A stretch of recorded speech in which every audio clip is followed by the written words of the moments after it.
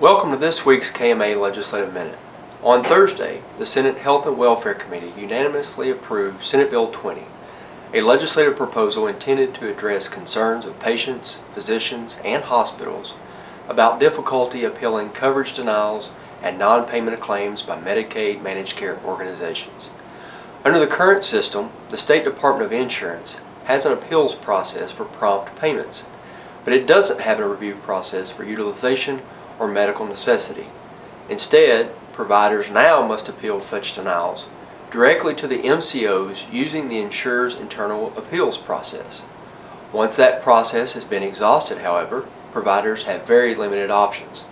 To address that issue, Senator Ralph Alvarado, MD, introduced Senate Bill 20, which would establish an independent review process for providers to appeal claims that have been denied by MCOs.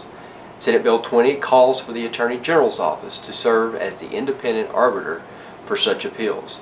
Similar legislation was introduced and passed in the Kentucky State Senate last year, but failed to garner enough support in the House of Representatives.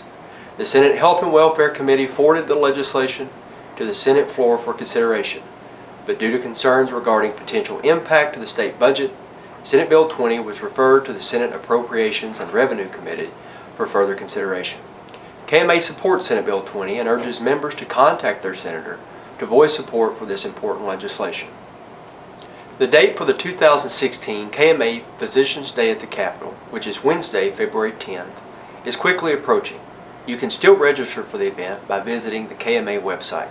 We hope to see you there, amplifying your voice on legislative issues important to Kentucky physicians.